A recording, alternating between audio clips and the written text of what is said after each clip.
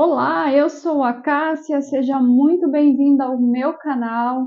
Eu já peço aí para você acompanhar todo o conteúdo que eu estou trazendo para você, então se inscreva para não perder nada e nem ficar de fora todas as vezes que sair um vídeo novo no canal. Lembrando que uma vez por semana tem vídeo aqui para você acompanhar.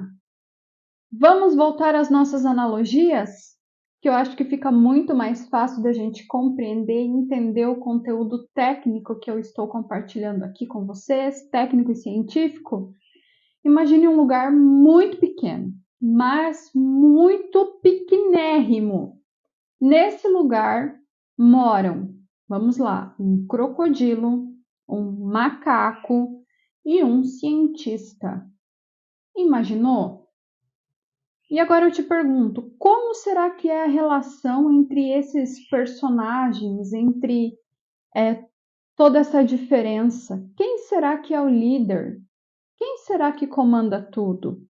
Quem que é a parte ali central desse relacionamento, né, entre esses três indivíduos no mesmo espaço? Você já parou para pensar? Eu acho que não, né? Só eu mesmo para vir com esse tipo de pergunta para vocês. Duvido que você já parou para pensar num negócio assim. O que eu quero que você entenda é que essa é uma forma de ilustrar, sabe quem? Quem?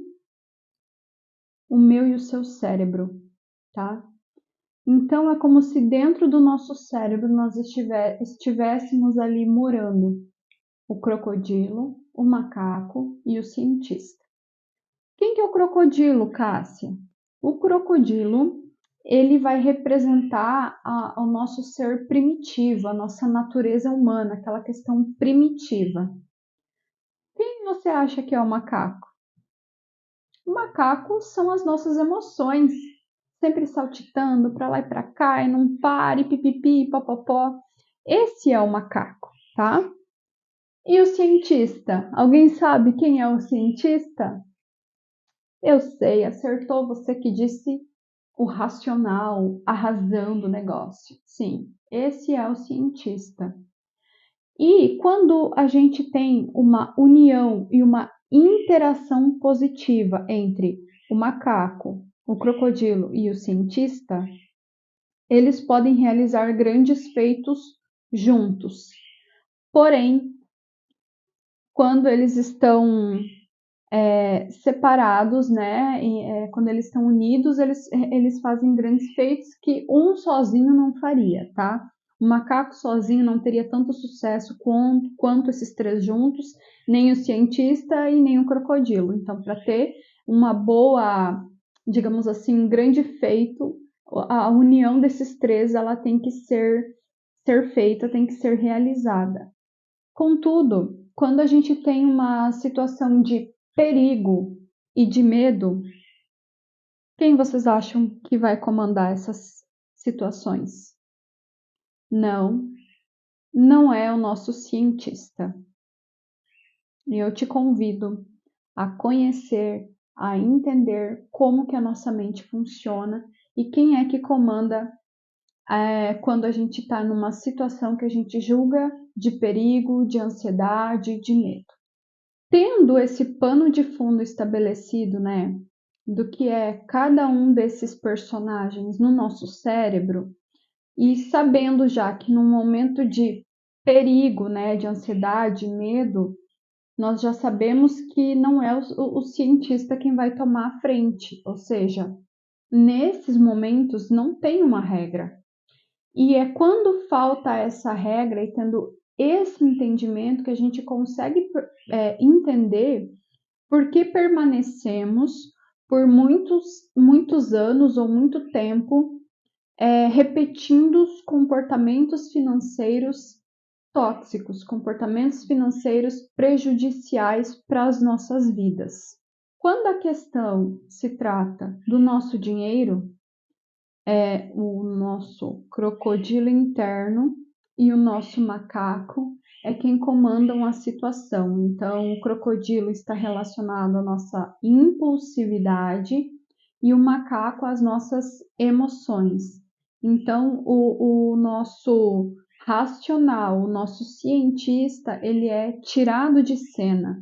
Ele não consegue influenciar e comandar nada, porque a gente vai ver mais para frente como é a ação desses o crocodilo que representa, né, a nossa impulsividade e a nossa parte primitiva, o, o macaco que traz as nossas emoções, então são eles que estão trabalhando juntos neste momento, conduzindo os nossos impulsos e as nossas reações em determinadas situações.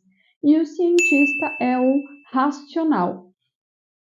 O nosso cérebro animal, que a gente pode chamar de cérebro animal, a junção do crocodilo e do macaco, ele processa as informações, as emoções, os sentimentos, ele cria, armazena e ainda recupera associações de experiências passadas que a gente teve.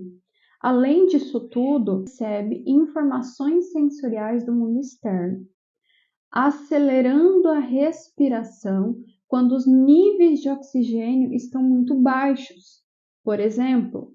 E aí a minha parte racional, ela vai tentar criar ali um enredo e justificativas para entender o que está acontecendo por ter caído esse nível de oxigênio.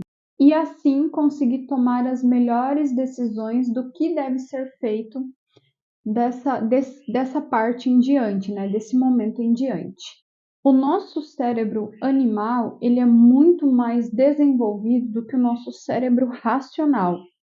Isso pela própria história e do ser humano em si, né? Então a gente foi muito mais tempo animal do que a gente é ser humano racional propriamente dito.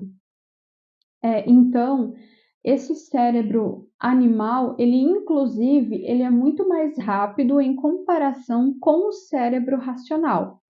A gente tem 5 vezes mais nervos do cérebro animal para o racional do que o contrário. Então, por isso que nós somos muito mais rápidos, né? O Daniel Kahneman, né, fazendo essa analogia, ele trata como o sistema 1 e o sistema 2. Então, como o nosso cérebro animal sendo o sistema 1 e como sendo o nosso sistema 2 o nosso cérebro racional. Por quê? Porque as nossas impulsividades, as nossas respostas rápidas vêm desse cérebro animal. Então, a gente acaba tomando muitas vezes decisões equivocadas porque a gente toma no impulso. E aí, então, depois que a gente acaba pensando racionalmente, a gente se arrepende muito das nossas decisões. Um bom exemplo é quando tem alguma discussão e aí você fica se perguntando: meu Deus, por que eu não falei isso? Por que eu não falei aquilo? Por que aí você consegue criar na tua cabeça várias respostas que você poderia ter dado, mas naquele momento você não conseguiu dar, dado a sua impulsividade, ao seu sistema 1, ao seu cérebro animal comandando a situação.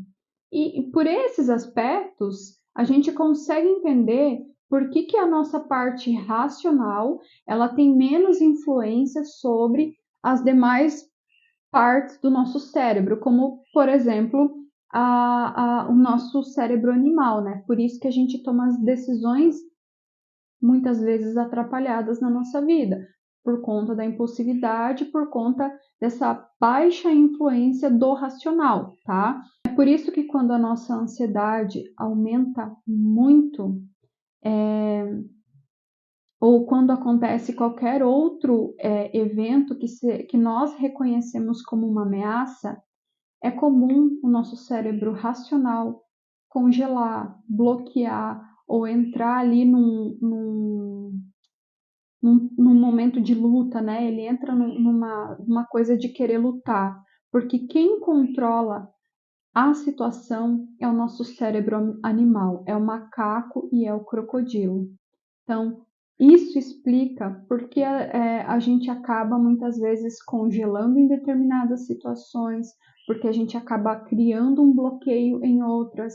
É muito comum eu ter clientes da mentoria, da consultoria, que quando você fala assim, para fazer o orçamento mensal, ela fala, Cássia, eu não consigo, eu tenho um bloqueio.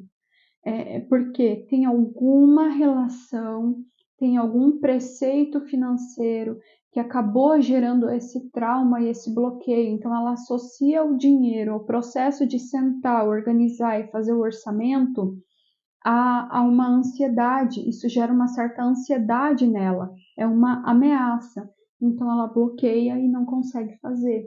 Então, por isso que, mais uma vez, o segredo sempre vai ser você se conhecer, procurar ali fazer uma autoanálise, quais as respostas que você dá a determinados estímulos, a determinadas situações. É observar o seu corpo, o que gera ansiedade, o que te gera medo, o que te gera raiva, o que te gera compulsão, seja de compras, seja alimentar. Então, nada como essa autoanálise para trazer luz.